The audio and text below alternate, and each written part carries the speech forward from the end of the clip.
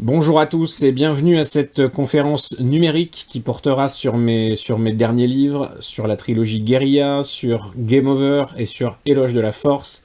Je tenais à le faire parce que la promotion est un petit peu frustrante de ce point de vue, c'est-à-dire on peut pas aller partout et quand on va même vers chez vous, parfois vous n'êtes pas disponible. Donc voici une session de rattrapage offerte par la plateforme YouTube. J'espère d'ailleurs que cette plateforme ne fera pas montre d'un excès de vigilance vis-à-vis des propos qui vont suivre. Ce sont les risques du métier, évidemment. J'aime pas spécialement cet exercice. Je sais que c'est une manière un peu curieuse de commencer une conférence, mais je n'aime pas la parole, je la trouve traître, oublieuse, approximative. Je souffre de ce qu'on appelle l'esprit de l'escalier, c'est-à-dire, vous savez, le lendemain d'une discussion ou quand on descend de l'estrade après un discours, on se dit « Ah, ça je l'ai pas dit, ça j'aurais dû le dire autrement, ça j'aurais pas dû le dire. » Bref, on peut pas se relire. Et c'est un défaut de la parole, alors que l'écriture, c'est pour ça que je suis écrivain, je pense, c'est que justement, on peut, au fil des relectures, arriver à une pensée complète et précise. Donc, excusez par avance les inévitables scories qui vont jalonner le discours qui va suivre. Je vais essayer, avec mes pauvres moyens vocaux, de vous initier à ce qu'a été ma pensée ces dernières années. Une pensée qui se concentre essentiellement sur la situation de la France, situation présente et à venir. La situation actuelle, selon moi, nous mène droit à l'effondrement, à la guérilla. Je rappelle que M. Moyen a voté Macron pour, je cite, « jouir d'un nouveau modèle de prospérité ». C'était le programme du candidat. Depuis, donc, on a battu notre record de déficit commercial, record du prix de l'électricité des énergies fossiles, avec des pénuries majeures annoncées, record du déficit public, plus de 1500 milliards d'euros dépensés l'année dernière, et dont 1300 milliards qui ont été prélevés aux Français, c'est-à-dire plus d'1 euro produit sur 2, a été confisqué par l'État pour des raisons qui restent à définir, pour des résultats qui ne sont pas précisés. Record d'endettement, 3 000 milliards de dettes, 3 000 milliards d'euros de dettes, c'est-à-dire que même si l'État aujourd'hui vendait Versailles, ses monuments, ses châteaux, etc., la totalité de son patrimoine, il serait loin de rembourser ses dettes. Pour faire bonne mesure, record d'inflation, là ce sont les États et les banques centrales qui autorisent les banques à prêter de l'argent qu'elles n'ont pas, donc à multiplier la monnaie. Quand on multiplie la monnaie, on détruit sa valeur. C'est pour ça qu'au Moyen-Âge, les gens qui faisaient ça, on les faisait bouillir. Parce que si on détruit la valeur de la monnaie, on détruit la valeur des salaires, donc du travail, donc de l'épargne, le fameux pouvoir d'achat qui est déjà bien entamé par les taxes et les impôts. Évidemment, la seule réponse de l'État, ça va être toujours plus d'inflation, de taxes et d'impôts et de dettes pour nos enfants. En matière d'insécurité, le gouvernement de Macron a battu des records historiques absolus, là encore, en matière de violence aux personnes en particulier, même si le journal Le Monde vient de nous sortir un sociologue pour expliquer qu'en fait tout va bien et que c'est relativement stable. Les coups et blessures se portent à peu près 900 par jour aujourd'hui, c'est 7 fois plus qu'en 1990. Les violences sexuelles, 220 par jour, c'est 10 fois plus qu'en 1990. On peut également citer les homicides et tentatives qui sont à leur record depuis les attentats de 2016. La loi est toujours aussi mal appliquée. Malgré cela, on vient de battre un record absolu du nombre de prisonniers, plus de 72 000. Voilà, je sais, on va me dire, ah oui, mais s'il y a de plus en plus de prisonniers, c'est que la justice n'est pas laxiste. Et si, parce que si on prend par exemple comme référent l'année 1972, année où Daniel Guichard écrivait La tendresse, et 2022, année où Daniel Guichard achète des armes pour se défendre, le nombre de coups et blessures s'est multiplié par 9, et le nombre de prisonniers par 2,4. Donc, malgré le laxisme judiciaire, malgré le fait que la justice ne suive pas du tout l'ensauvagement, eh bien, le nombre de prisonniers augmente. et la capacité carcérale, évidemment, est grotesque et n'est pas du tout digne de ce qui se passe dans nos rues. Bref, heureusement que Macron a évité la guerre en Ukraine, sinon on aurait du mal à retenir quelque chose de positif de son bilan. Évidemment, il y a un lien très fort entre cette insécurité et l'immigration. Quasi 30% des prisonniers sont étrangers, alors que les étrangers représentent 7% de la population seulement. Mais surtout, en disant ça, on oublie les enfants d'immigrés qui sont nés en France, qui sont français, comme Mohamed Merah par exemple, les Français issus de l'immigration, et ils sont bien plus nombreux que les immigrés. Donc quand on les ajoute à nos petits calculs, l'un dans l'autre, les 2/3 des crimes et délits sont commis par des individus issus de l'immigration. Immigration qui, par ailleurs, bat aussi tous les records. Record de titres de séjour délivrés, record de demandes d'asile, du nombre d'OQTF délivrés et non exécutés. Il n'y a jamais eu en France autant d'immigrés, plus de 10% de la population de ce pays. Il n'y a jamais eu en France autant de descendants directs d'immigrés, plus de 12% de la population de ce pays. Autour de 40% des naissances seraient concernées, d'après l'INSEE. Je précise d'ailleurs, selon moi, que l'insécurité n'est pas fondamentale dans cette question de l'immigration. Cette immigration de quantité absolument inédite pose des problèmes bien plus généraux et profonds que la simple insécurité. Même si l'insécurité était nulle, un changement tel de population a des conséquences énormes. Niveau scolaire, niveau de vie, culture, capital social, etc. Ce sont les individus qui font les pays et pas l'inverse. Et là, on parle de millions d'individus, de cultures très éloignées, sur un laps de temps très court. Donc la France deviendra ce qu'ils sont et cessera d'être ce que nous sommes. C'est un fait, c'est ce qui se passe, et le voulons-nous? C'est ça la vraie question. Et malheureusement, peu de gens osent la poser. D'où l'inconvénient qui arrive à l'horizon quand on regarde pas où on va et qu'on y va en courant, on risque de se cogner et de se faire très mal.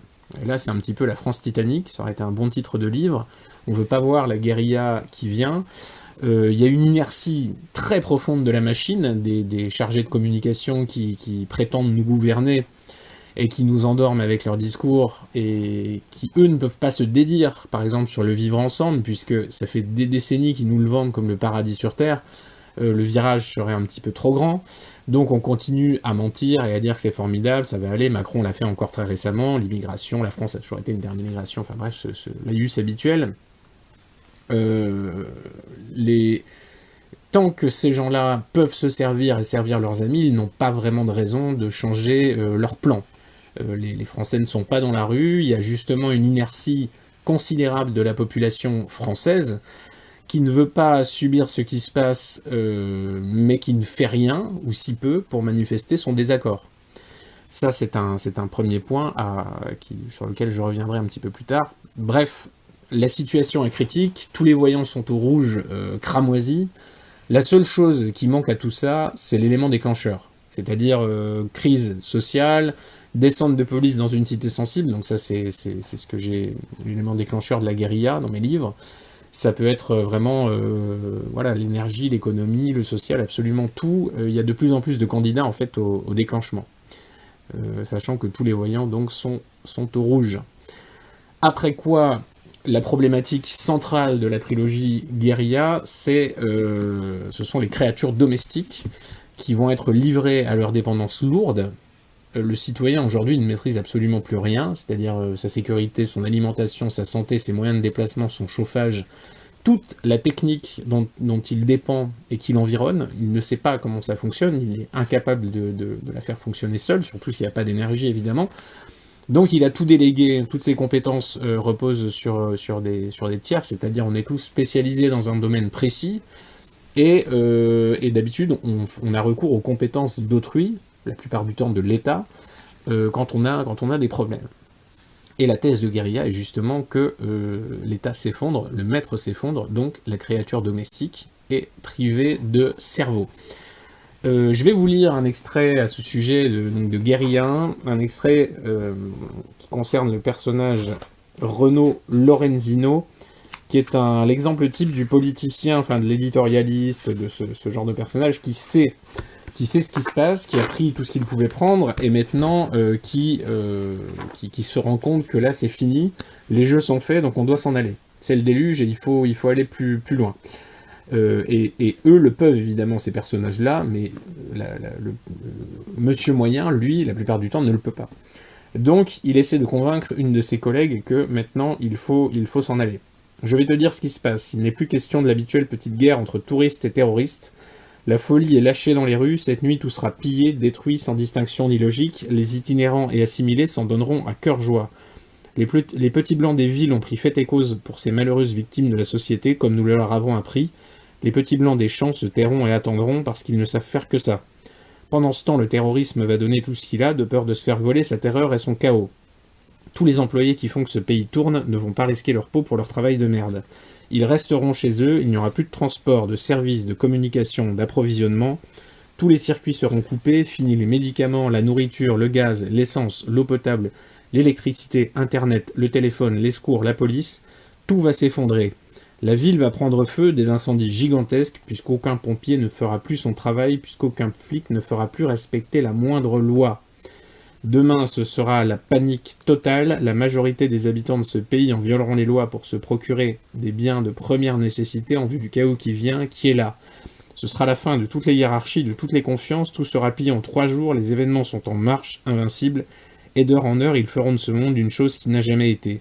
Nous venons de perdre tout le pouvoir que cette société virtuelle a bien voulu nous concéder, tout va cesser de faire illusion, les comptes en banque seront vaporisés, le papier va perdre toute sa valeur, puis l'argent, les nombres, les lois, enfin les valeurs elles-mêmes vont disparaître, ce sera la fin de la morale et la fin du verbe, Homo sapiens ne sera plus une espèce protégée. Tout ce qui comptera dans ce monde, ce sera la peur et les armes, ce n'est plus une probabilité, c'est une certitude, le miracle a pris fin, la France n'existe plus.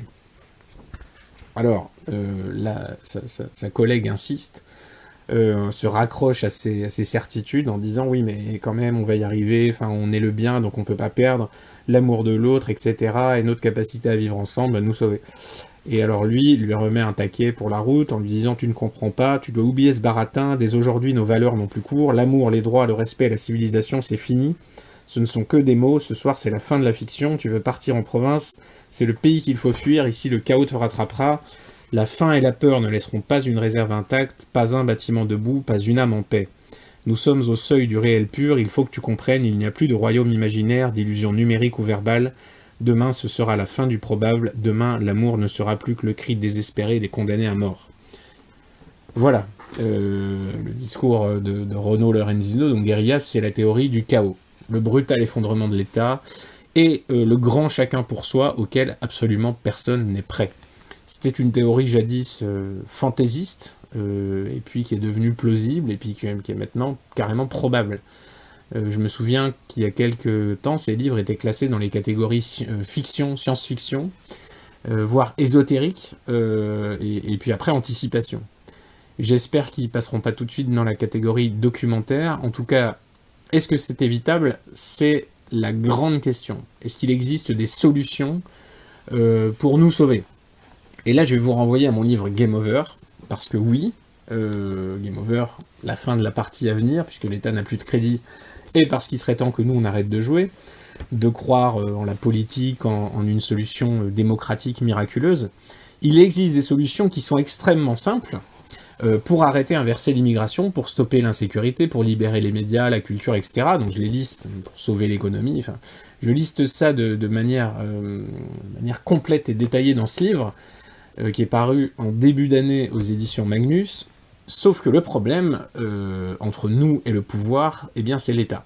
Et l'État, c'est un dieu jaloux, qui va défendre tous les monopoles que nous lui avons abandonnés, et il défendra ses monopoles et sa croissance sans fin bien plus férocement que ses missions d'intérêt général. L'État n'est pas notre ami, c'est le plus froid de tous les monstres froids, comme disait l'autre.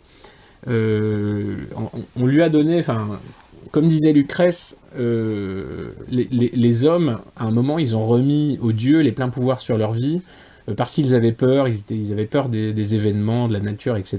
Et finalement, ils ont été encore plus terrifiés par les dieux qu'ils ne l'étaient par la nature et les événements. Et bien, c'est exactement la même chose avec l'État. On l'a promu Dieu, et maintenant, on en paie les conséquences. c'est notre principal problème, c'est lui qui organise l'immigration, qui est incapable de gérer l'insécurité, qui occupe les cerveaux avec sa culture et ses médias sous cloche, c'est encore lui qui nous raquette au nom de la justice sociale ou climatique ou je sais pas quoi. Social, quand il est forcé sans contrepartie, ça s'appelle de l'injustice. C'est une distribution de privilèges. C'est-à-dire l'État va prendre de l'argent aux Français et va en donner à tel ou tel, et pas à tout le monde de la même façon. Donc il y a l'État, c'est ça la définition du privilège. Et plus notre État va faire de social, c'est-à-dire de distribution de privilèges, plus il va diviser la population. Ça me fait toujours penser à une expérience qui a été menée avec des singes capucins.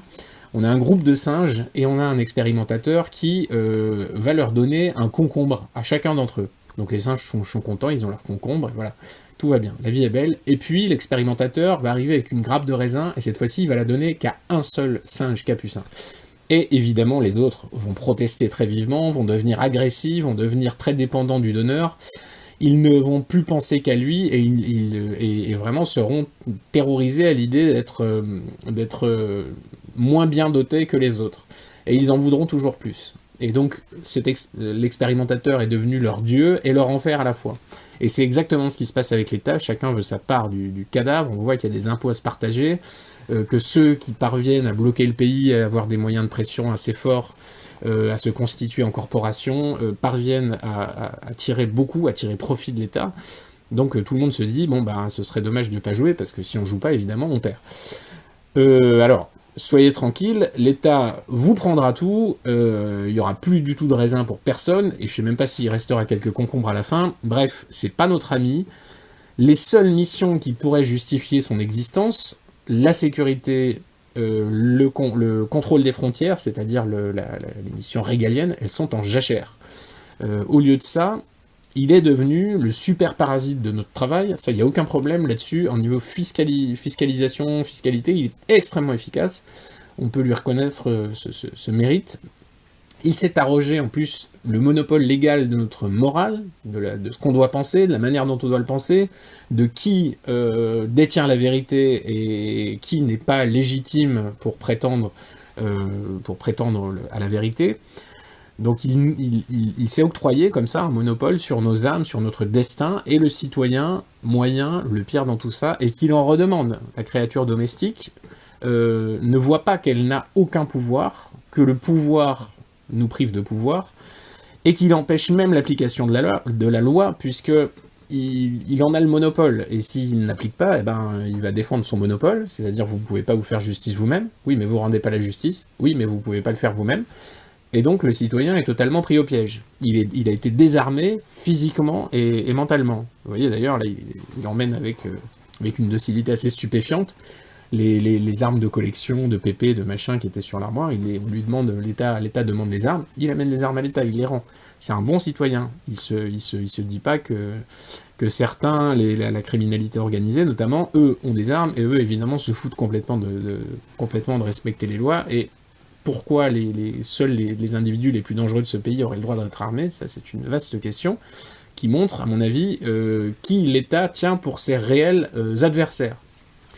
Il espère, donc Monsieur Moyen, qu'un nouveau président, lui, va le sauver, une révolution, je sais pas quoi, et il attend. Voilà.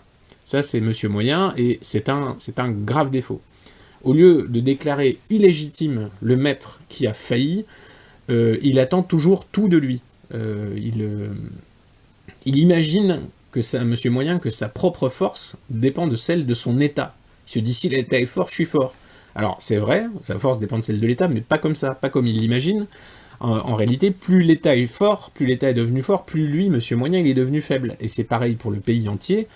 Et plus Monsieur Moyen va voter pour encore plus d'État, plus il va renoncer à ses responsabilités, à son cerveau, à ses compétences, et moins il sera propriétaire de sa vie. Et c'est pourtant ce qu'il va continuer à faire, avec acharnement. Vous savez, moi ça me fait toujours penser à ces types aux machines à sous qui sont complètement fous, addicts et tout ça, et qui continuent, en se disant, ça va bien finir par tourner.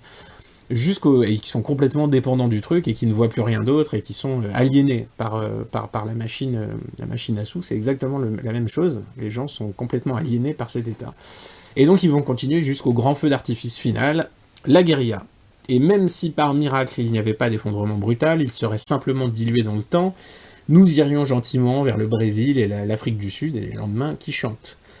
Donc après le constat et après l'anticipation, la vraie question profonde qui demeure est celle de ce que nous sommes devenus. C'est-à-dire, c'est nous qui avons permis ça, nous avons la responsabilité de n'avoir rien fait ou si peu pour nous y opposer, notamment en matière d'immigration.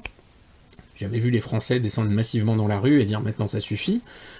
Et ça, c'est une maladie occidentale très profonde. Le renoncement, même le français lucide qui va dire tout est foutu, ils sont extrêmement nombreux.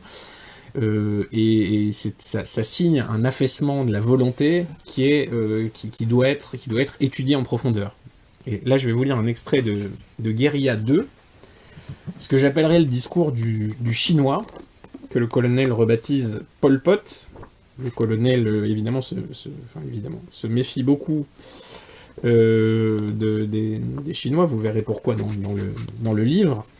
Et bon, il commence à fraterniser grâce à l'alcool, et le colonel se demande pourquoi lui, ce personnage, donc le chinois, qui l'héberge, a l'air assez détaché par rapport à tout ça. Et il lui demande, mais est-ce que tu n'as pas peur ? Ça le fascine un petit peu. Et là, le chinois, pour la première fois, va se lancer dans une tirade pour lui répondre. Pourquoi devrais-je avoir peur ? Je n'ai pas d'enfants et je n'ai pas besoin de vivre parce que les miens ont fait 1000 millions d'enfants. Personne ne peut rien contre cette quantité. Je ne suis qu'une brique dans un mur, une maille de tapisserie, et moi mort, mes descendants seront encore là. C'est pour ça que je n'ai pas peur. Vous, les Blancs, devriez avoir peur. Mais vous êtes fous alors. Vous êtes vieux et vous ne faites plus d'enfants. Vous croyez que cette arme qui vous aide à mieux dormir va vous sauver, parce que le colonel a une arme avec lui, mais moi je ne le crois pas, si les vôtres ne sont plus là, vous ne serez pas sauvés. Une république n'a d'avenir que les enfants de ses femmes. Vous les Blancs, tirez votre gloire de vos idées, vous en oubliez de vivre, et vos idées vont vous tuer, et vous brûlez ceux qui vous en avertissent. Le mélange dont l'idée vous rend si fier empoisonne votre peuple et va vous anéantir. Vous allez disparaître, vous dissoudre dans ce que vous êtes, dans ces autres que vous croyez sauvés. Votre race est orgueil, elle porte sa mort, dans ses entrailles technologiques, dans le gouvernail de ses idées, elle est ce navire titanesque qui défie nature et Dieu, puis sombre et se perd à jamais. Je crois que l'Occident hurle et s'agite vainement comme un nourrisson abandonné sur le rivage avant la marée, et nous, dans 1000 ans, nous serons toujours là, nous aurons vu, comme le sage, les cadavres de nos ennemis passés. Tôt ou tard, tout se dissoudra dans notre nombre et notre unité. Alors peut-être que demain vos soldats viendront encore vous sauver, que vos médecins et vos marchands adouciront la fin de votre vie, mais au fond, je crois que votre race est finie, déprimée par sa frénésie, étouffée par sa supériorité. Vous n'avez plus les armes pour cette vie, et peu à peu vous y renoncez. Voilà, donc le discours est totalement déprimant. C'est évidemment une référence au Yalou de Paul Valéry, et c'est le constat de notre faiblesse, de ce refus des ambitions, de la force, de transmettre la vie et d'assumer les responsabilités élémentaires. C'est-à-dire on avait le poids de l'héritage ancestral et on l'a jugé trop lourd pour nous, le fameux fardeau de l'homme blanc dont parlait Kipling, et eh bien on a décidé de s'asseoir et de poser le fardeau et d'arrêter là. Et donc c'est la France vasectomie, la France agenouillement, la France aplatissement, c'est en quelque sorte un suicide moral, généralisé. Donc il y a évidemment des raisons externes à cela. Il y a le conditionnement médiatique, la culpabilisation massive, le dressage des âmes domestiques. Et c'est pas un terme gratuit, c'est-à-dire nous sommes, les hommes, réellement des animaux domestiques. Nous sommes domestiqués nous-mêmes avec la société, et donc nous sommes extrêmement sensibles au schéma récompense-punition par rapport au maître. Le maître, c'est le groupe, la plupart du temps, la société, l'État, mais la plupart du temps, notre groupe de pairs suffit. Et on a donc la punition ultime, ce serait l'exclusion, l'abandon, qui était synonyme de mort pour l'animal domestique, et la récompense, ce serait d'être vénéré, d'avoir un bon statut, d'être reconnu par ce fameux groupe. Donc c'est comme ça que fonctionne Big Brother, on a envie d'être perçu comme quelqu'un de bon, donc le progressisme nous offre une bonté, une supériorité morale à bas coût. Si vous dites « la diversité est une richesse, pas d'amalgame, etc., les slogans qui ont été suggérés, qui ont été installés dans votre crâne par le régime comme des slogans publicitaires, eh bien, même si vous êtes très médiocre, pourvu que vous teniez ces bons discours, vous pouvez vous croire un petit peu au-dessus de la mêlée. Quitte, c'est même recommandé de prendre à contre-pied le sens commun, par snobisme de classe en quelque sorte, c'est-à-dire oui Robert lui il dit ça, mais moi je suis au-dessus de lui, je peux pas être aussi bas que la populace. Et c'est exactement comme avec l'art contemporain, quand on fait semblant de dire, je sais pas, vous avez une banane sur un tabouret renversé, vous dites c'est formidable, la profondeur, incroyable, c'est tellement... et c'est exactement la même chose en disant le vivre ensemble, c'est une chance, c'est une richesse, et machin. C'est-à-dire moi j'ai une sensibilité supérieure pour le comprendre, et vous n'avez pas ça, vous êtes un primate, vous êtes un peu un con. Et comme l'identité est la base de notre existence, celle qui nous fait être reconnus par un groupe, on doit, comment dire, on doit adopter l'intégralité des particularités du groupe en question, c'est-à-dire ses codes, sa morale, son langage, sa culture, enfin tout ce qui va avec. Donc on doit se conformer à lui. Et si par exemple vous êtes, je sais pas, un progressiste, vous prendrez tout ce qui va avec, l'éco-anxiété, le féminisme, l'autogestion, les droits des personnes LGBTQ+, machin, les racisés, vous voudrez sauver les rescapés en Méditerranée, vous voulez redistribuer l'argent du capital à l'infini, etc. Et tant que le réel ne mettra pas vos projets en défaut, tout ira bien. Et même encore, quand la valeur de l'identité de substitution, puisque comme on n'a plus le droit d'être simplement un Européen, ça c'est très mal vu, c'est très mal, il faut être un flagellant, il faut s'excuser de vivre, donc il faut adopter comment dire, une morale profondément anti-européenne, et comme cette identité de substitution, elle est souvent supérieure en valeur aux faits, eh bien, les faits même ne doivent pas la remettre en question. C'est le propre de l'idéal. L'idéal, il est là pour nier les faits, justement, pour nier le réel. C'est sa raison d'être. Donc, on se dit, le progressiste, il vaut mieux de temps en temps se faire tabasser, faut t'as pas de chance, que de renoncer à ce misérable embryon d'existence qui fait qu'on est reconnu par son groupe. La diversité est une richesse, etc. Donc pas d'amalgame, même si ça nous arrive à nous. Et ça, c'est un processus qui est quasi inconscient, les individus vont trier automatiquement, vont se mentir à eux-mêmes en permanence, en éliminant de leur réflexion tous les faits qui ne vont pas renforcer leurs idées, leurs croyances.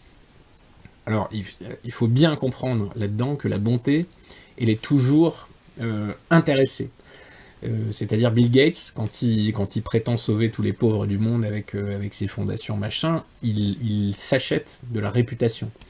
Mais alors François Ruffin aussi, je sais qu'il a une cote de sympathie étonnante, mais grâce à sa générosité ostensible, mise en scène, eh bien il investit dans sa réputation aussi, donc dans son pouvoir. L'humanisme, c'est une hypocrisie sociale généralisée. Ça n'a jamais été que cela, il faut bien en avoir conscience. Il ne faut pas se faire d'illusions sur la nature humaine, parce que si on n'a pas la réputation, on n'a pas l'influence, donc on a peu d'existence. D'où le chantage permanent à l'extrême droite, ça c'est le versant punitif, c'est un chantage à la mort sociale, on veut faire de vous quelqu'un de négligeable, quelqu'un qui n'aura pas la moindre audience, et donc plus la moindre existence. La diabolisation, c'est une atteinte à la réputation. Vous êtes le mal, on va vous désigner, vous exclure, vous ostraciser, et on va demander à vos amis, est-ce que vous voulez désolidariser de cette personne, comment vous pouvez rester avec lui, attention, enfin c'est vraiment cordon sanitaire, vous savez. Donc vous allez perdre vos proches, votre situation, etc. Et c'est donc la peur historique la plus forte de l'animal domestique. Donc c'est pour ça que tout repose sur ce fameux chantage à l'extrême droite. C'est pas tellement différent du dressage d'un chien ou de la punition d'un enfant. Le gamin qui va faire une connerie, on lui dit « toi tu vas au coin, tu files dans ta chambre, tu exclus de la vie ». Un bannissement temporaire évidemment, mais qui est très significatif sur le plan psychologique. Alors c'est là que nous, on devrait prendre du recul. Nous ne sommes pas ni des chiens ni des enfants, a priori, et ces gens ne sont pas nos parents, ni nos maîtres. Donc ceux qui me disent que je suis d'extrême droite, en général, pour eux, l'extrême droite commence déjà à François Bayrou, donc il faut raison garder. À Moscou, à la grande époque, j'aurais été leur vipère lubrique, et c'est tout simplement, l'extrême droite, c'est une étiquette infamante qui est censée m'excommunier, m'exclure du dialogue, on cause pas avec l'extrême droite, enfin machin, etc. Mais moi, je le suis déjà excommunié, donc je m'en fous un peu, et je parle librement, et évidemment, le chantage ne s'adresse pas aux âmes perdues, votre serviteur, mais au public. Ils savent très bien que dans la masse, il y a beaucoup de lâches, et les lâches, ils ont trop peur d'être accusés. Et donc ils préféreront suivre celui qui est menaçant, celui qui condamne, celui qui crie fort, celui qui, voilà, celui qui tient le bâton. C'est exactement comme quand on effraie des gamins avec une histoire, l'histoire de Barbe Bleue ou je sais pas quoi. Mais moi je parle aux adultes, chacun son public, je leur laisse, laissons-leur les lâches, il faut s'intéresser qu'aux forts, qu'aux esprits un petit peu résistants, ceux qui ne se laissent pas intimider par des grands mots et des pantins.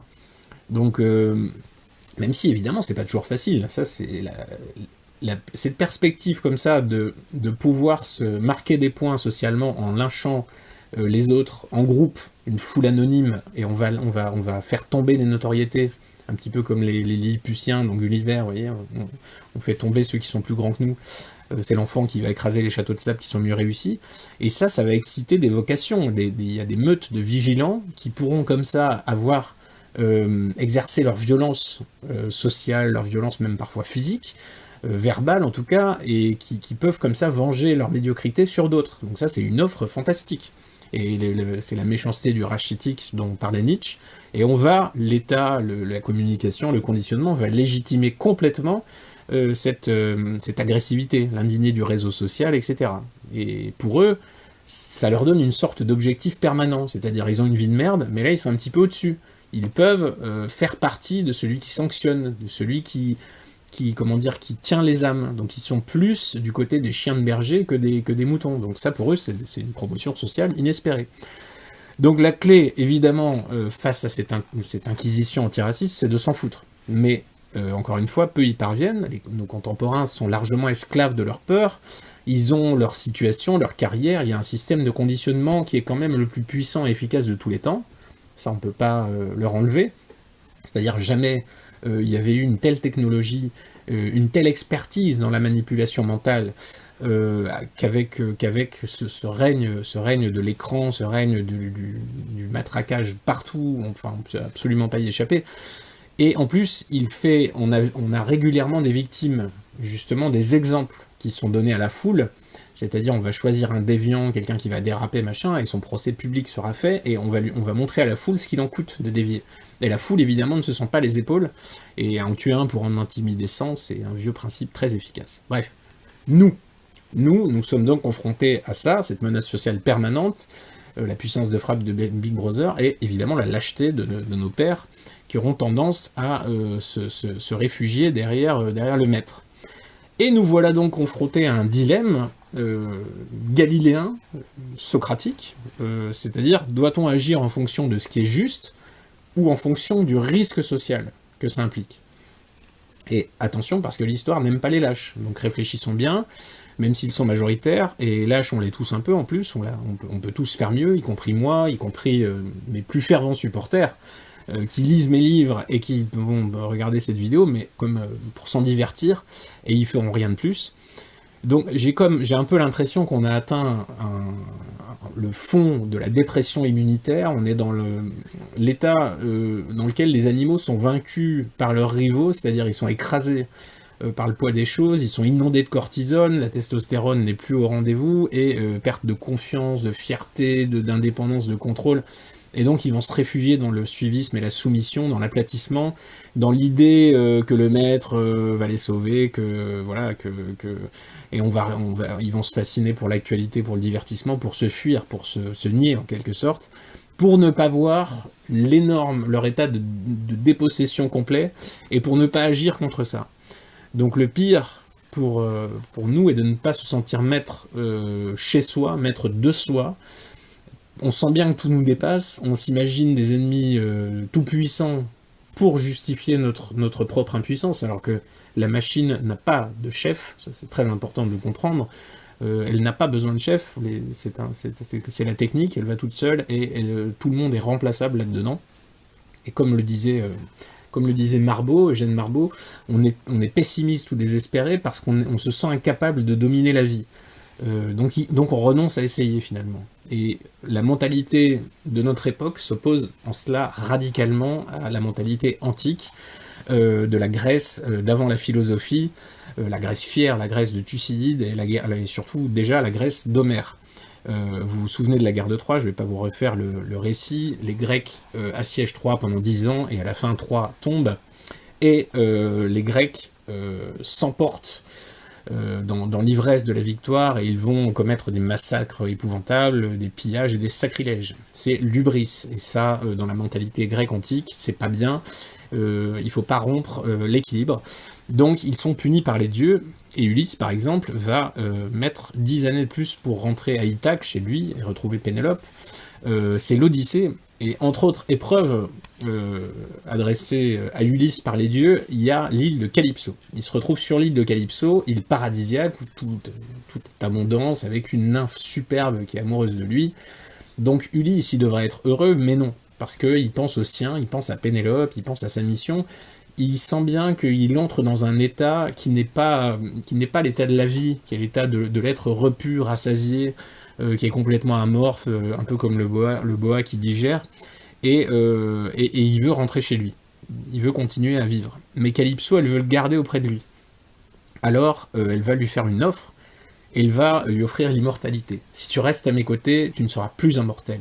Et Ulysse va refuser, parce qu'il préfère une vie de mortel réussi à une vie d'immortel raté. Et ça, c'est vraiment très fort, et c'est déjà chez Homère, hein. Là c'est la source de notre culture, c'est la première pierre de l'évangile de la force, et l'Occident est là-dedans déjà.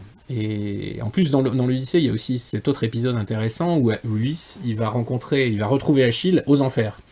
Et Achille, qui avait le même raisonnement que Ulysse à l'époque, qui préférait la vie courte, et la postérité éternelle plutôt qu'une vie éternelle sans postérité, eh bien, aux enfers, Achille, il semble avoir changé d'opinion.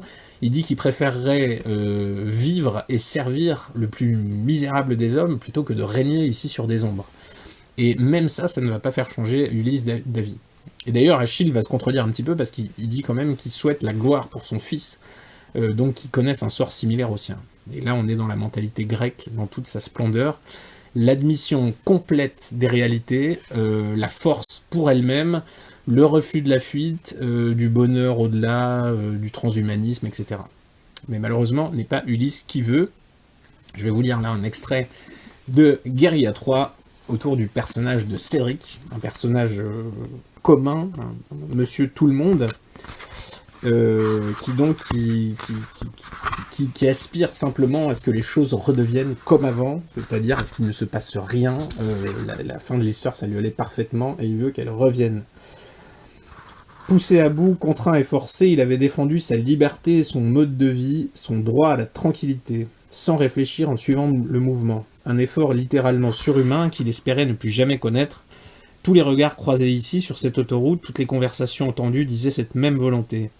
Il avait fallu pour réveiller cette foule une rupture spectaculaire, accablante, plutôt que l'habituel pourrissement progressif que tous préféraient ignorer.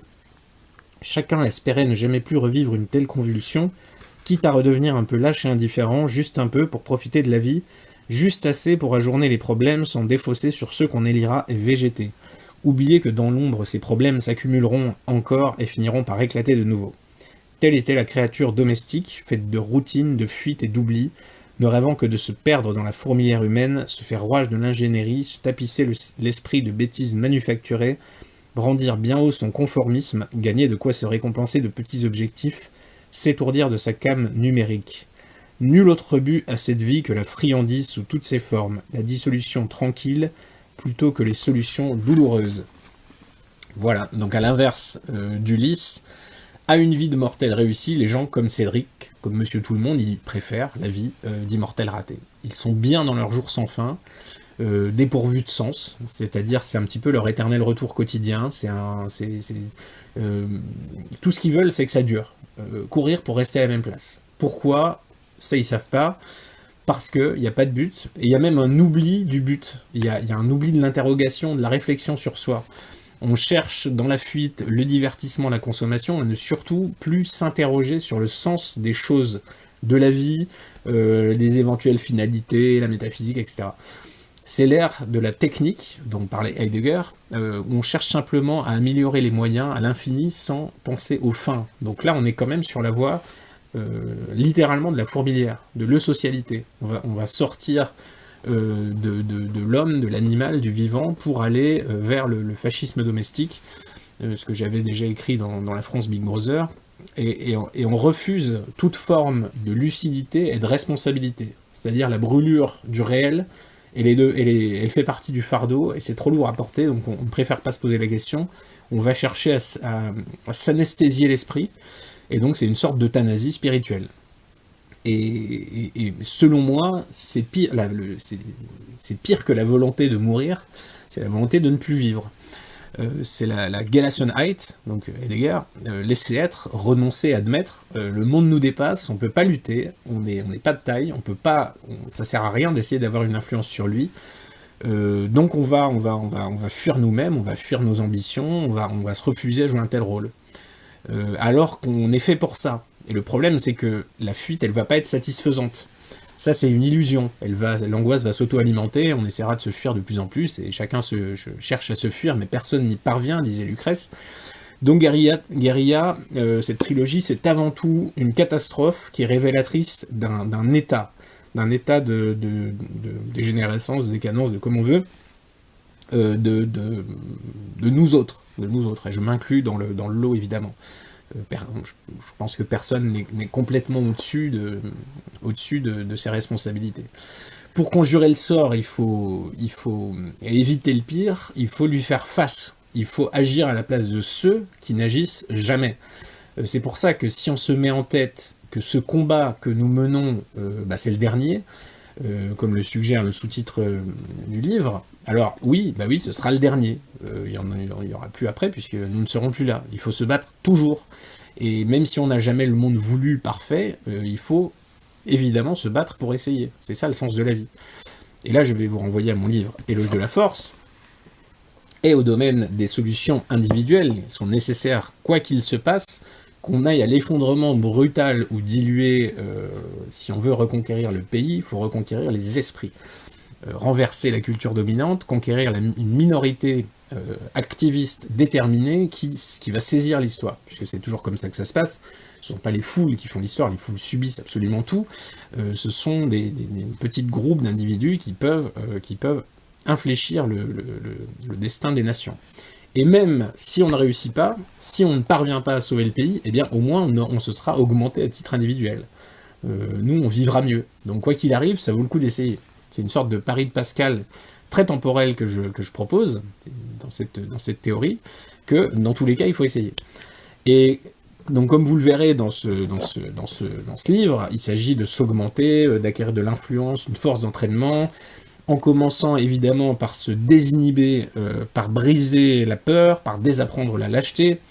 Nous avons tous été lâches, il nous arrive de l'être encore très régulièrement, il suffit de songer aux dernières 24 heures ou 48 heures et vous verrez que vous allez vous dire ça, mais j'ai fait ça, j'aurais dû faire ça, j'aurais dû dire ça, pourquoi j'ai pas eu le courage de m'affirmer, enfin bref, c'est à l'infini. Donc Éloge de la force, c'est un contre-dressage à l'esprit critique, à une résistance mentale, parce qu'évidemment il faut dénoncer l'ennemi, il faut montrer son conformisme stupide et sa dangerosité, mais ça suffit pas. Il faut proposer une offre alternative, crédible, une information libre et à haute valeur ajoutée. Donc il faut investir l'espace, il faut aller partout, fournir ce contenu attractif, et c'est à ça qu'il faut travailler pour déverrouiller les âmes, pour leur offrir mieux, ou au moins aussi bien que la concurrence. Et la concurrence, c'est Big Brother, c'est énorme, donc il est urgent de s'y mettre. Donc chacun doit y réfléchir et trouver des solutions à sa mesure pour faire avancer les choses, ne serait-ce que dans son quotidien à lui. Parce qu'on me demande très souvent, que faire après mes conférences, mes signatures, machin, oui, le constat, d'accord, mais qu'est-ce qu'on fait? Et le simple fait de poser cette question à quelqu'un, moi, ou n'importe qui d'autre, c'est très révélateur de la situation. C'est-à-dire, on est lucide par rapport à ce qui se passe, mais on ne trouve pas quoi faire, et on attend d'un autre une solution. Et bien là, si c'est votre cas, vous faites partie du problème. Parce que c'est toujours de l'espoir qui va être différé, qui va être délégué, qui va être mal placé. Celui qui se demande ce qu'il faut faire, c'est qu'il n'a pas assez cherché, c'est que lui-même ne veut pas faire l'effort. Donc c'est autant à vous qu'à moi de trouver des solutions en réalité. Voilà, ça c'est un petit peu le fil directeur de ma pensée. Il y a un lien de parenté très fort entre mes livres à ce sujet, depuis la France Big Brother, encore une fois, qui est un petit peu le premier de toute cette série. Et il y en aura encore d'autres, je pense pas que ce seront... Il y a encore beaucoup de choses à dire dans la matière, sur l'échelon individuel, peut-être de manière encore plus concrète et quotidienne, vraiment pour les initiés. Donc je vais travailler à ça, et parce que je crois que c'est l'engagement le plus efficace, le plus urgent et le plus vital. Voilà. Donc tant mieux si mes livres vous servent de point d'appui, mais après c'est à vous de continuer tout seul. Pour conclure, un petit point un petit peu plus personnel sur cette année importante qui s'est écoulée. J'aime bien dresser le bilan des années quand elles s'achèvent. Celle-ci était particulièrement chargée. En 2021, j'ai rien publié, puisque, vous vous souvenez, j'ai quitté avec fracas les éditions Ring, avec Papacito, Marceau, Laura Magnier et d'autres. Et donc là, en 2022, c'était un petit peu session rattrapage. Lancement de la Furia, donc un trimestriel, donc 4 numéros à faire, publication de 2 nouveaux livres, Game Over et Guérilla 3, relecture et réédition de 6 autres livres, mes essais aux éditions Magnus. Il me reste à rééditer Utoya et le Diable du Ciel, qui arriveront en début d'année prochaine, toujours chez Magnus. Là, je suis actuellement en train de boucler la Furia numéro 5, mes articles en tout cas, qui arrivera en janvier, et puis je me consacrerai à mes prochains livres. Donc j'ai plusieurs projets, je vous l'ai dit, j'ai 5 projets de livres, exactement, viables, parce que j'ai mes projets à moi aussi, personnels, voilà, des trucs qui ne seraient pas publiés parce qu'un peu trop particuliers, on va dire. Et donc si Dieu me prête vie et si tout ne s'effondre pas d'ici là, je reviendrai l'année prochaine avec un nouveau livre, en plus de la Furia. Donc comment me soutenir, c'est une autre question qui revient assez souvent. Eh bien il y a un seul moyen, il y en a 2 plutôt, il y a Magnus et la Furia, donc mes livres et notre revue. Si vous achetez mes livres, si vous vous abonnez à cette revue, c'est évidemment un soutien direct. Ça nous permet aussi, au-delà de ça, d'accroître notre force de frappe, notre visibilité dans les kiosques, les librairies, partout, sur les écrans, sur le chemin de promenade de Monsieur Moyen. La guerre culturelle, elle a besoin de ressources, et plus vous serez nombreux et fidèles, plus nous pourrons taper fort, réarmer les esprits, devenir un petit peu inamovibles, et ça nous donnera des chances de reconquête. Voilà. Donc, passez le message. Si vous êtes abonné à la Furia, n'oubliez pas, c'est important de mettre à jour votre carte bancaire si elle a expiré cette année. N'oubliez pas non plus, sinon vous n'aurez pas, l'abonnement ne sera pas renouvelé, ce serait très dommage. N'oubliez pas non plus que Noël approche. Une petite trilogie Guérilla, un petit abonnement à la Furia, ce sont des cadeaux simples et utiles qui font toujours plaisir, ou pas d'ailleurs, ce qui peut être aussi très marrant. Vous avez en tout cas tout ce qu'il faut sur éditionmagnus.fr et lafuria.fr pour faire des heureux. Voilà, n'oubliez pas de vous abonner à cette chaîne YouTube, de partager cette vidéo, de mettre le pouce en l'air et la cloche et machin et tout ce qu'on dit dans ces cas-là, de parler de mes livres autour de vous. Vous êtes mon meilleur média, c'est vous seul qui permettez à ces livres d'exister et d'avoir le succès qui est le leur, donc je compte sur vous, continuez comme ça, et je vous dis à très bientôt. Merci à tous.